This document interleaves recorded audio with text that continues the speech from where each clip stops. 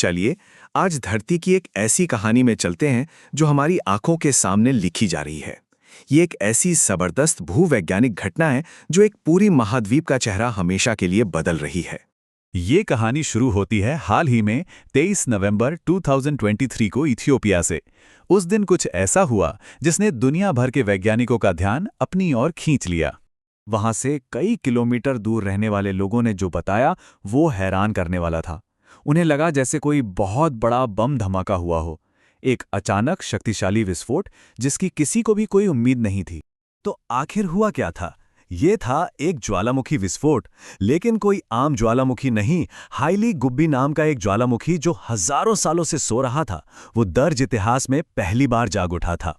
जरा सोचिए, ये विस्फोट इतना जबरदस्त था कि इससे 50,000 फीट ऊंचा राख का एक बादल बन गया। ये इतना विशाल था कि इसे अंतरिक्ष से भी साफ साफ देखा जा सकता था। इसी राख के बादल की वजह से दिल्ली और मिडल ईस्ट में कई फ्लाइट्स को रद्द करना पड़ा। ऐसा इसलिए क्योंकि ज्वालामुखी की राख में चट्टान और कांच के बेहद छोटे छोटे कण होते हैं। ये हवाई जहाज के इंजन को बंद कर सकते हैं और कॉकपिट की खिड़कियों को सैंडपेपर की तरह खरोंच सकते हैं। लेकिन इस कहानी में एक और बहुत ही दिलचस्प पहलू है, और वो है इसकी जगह। आखिर इस विस्फोट हुआ कहाँ? जवाब है धरती की सबसे गर्म और सबसे अजीब जगहों में से एक पर। इस जगह का नाम है दनाकिल डिप्रेशन। ये इथियोपिया का एक दूर दराज इलाका है जो समुद्र तल से भी नीचे है।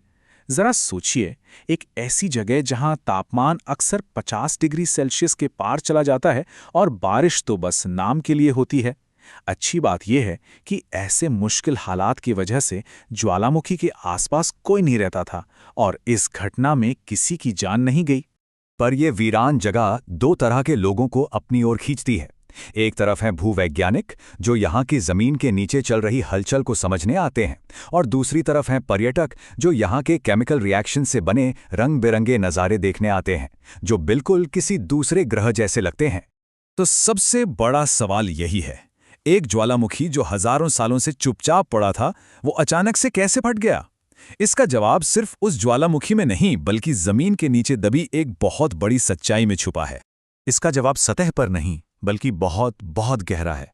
ये विस्फोट असल में सिर्फ एक घटना नहीं, बल्कि एक बहुत बड़ी भूवैज्ञानिक ताकत का इशारा है जो पूरे महाद्वीप को बदल रही है। जी हाँ, ये सच है। ये ज्वालामुखी एक बहुत बड़ी प्रक्रिया का सिर्फ एक लक्षण है। पूरा का पूरा अफ्रीकी महाद्वीप धीरे धीरे दो हिस्सों में टूट रहा है। इस पूरी कहानी को समझने के लिए हमें वक्त में करोड़ों साल पीछे जाना होगा। एक समय था जब धरती पर एक ही बहुत बड़ा महाद्वीप था जिसका नाम था पैंजिया। धीरे धीरे वो टूटने लगा, जैसे कभी अफ्रीकी और अरबी प्लेटें एक दूसरे से जुड़ी थीं, पर जब वो अलग हुईं तो उनके बीच लाल सागर बन गया।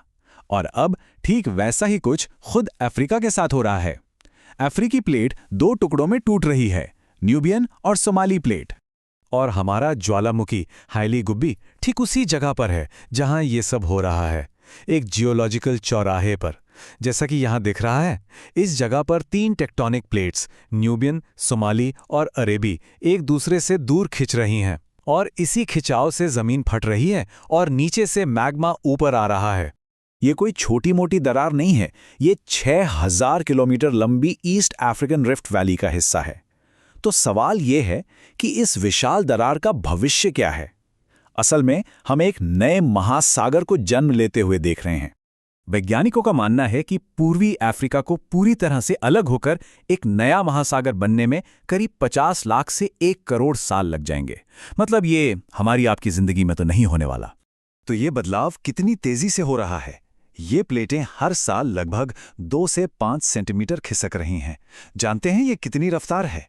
उतनी ही जितनी तेजी से हमारे नाखून बढ़ते हैं। है ना कमाल का तरीका? इस विशाल प्रक्रिया को समझने का। रफ्तार धीमी है लेकिन लगातार जारी है। और इस दरार का असर सिर्फ कोई थ्योरी नहीं है, इसके सबूत आज भी हमारे सामने हैं। अफ्रीका के कई मशहूर लैंडमार्क्स जैसे माउंट किलिमंजारो, माउंट केन्या और मलावी और तांगनीका जैसी बड़ी झीलें इसी प्रक्रिया की वजह से बनी हैं। और ये सिर्फ लाखों साल पुरानी बात नहीं है। चलिए अब कुछ और ताज़ा सबूत देखते हैं जो दिखाते हैं कि ये महाद्वीप हमारी आंखों के सामने टूट रहा है। देखिए, ये कोई एक अकेली घटना नहीं है, एक पूरा पैटर्न बनता दिख रहा है। 2005 में इथियोपिया के रेगिस्तान में अचानक एक विशाल दरार खुल गई। फिर जुलाई 2023 में पास का ही एक और ज्वालामुखी एटा आले फट गया और उसके कुछ महीने बाद नवंबर 2023 में हाइली गुब्बी का यह विस्फोट हुआ। ये सारी घटनाएं एक ही तरफ इशारा कर रही हैं। जरा 2005 वाली घटना पर फिर से गौर कीजिए। 60 किलोमीटर लंबी दरार सिर्फ 10 दिनों के अंदर बन गई। यह दिखाता है कि भले ही महाद्वीपों का खिसकना एक बहुत धीमी प्रक्रिया है, लेकिन इसके नतीजे अचानक और बहुत ही नाटकीय हो सकते हैं। तो असल में हम अपनी आंखों के सामने एक महाद्वीप को 2 टुकड़ों में बंटते हुए देख रहे हैं। ये हमें याद दिलाता है कि जिस जमीन पर हम खड़े हैं वो स्थिर नहीं है, वो लगातार बदल रही है। और ये हमें सोचने पर मजबूर करता है, अगर आज अफ्रीका टूट रहा है तो आज से 10 लाख साल बाद हमारी दुनिया का नक्शा कैसा दिखेगा।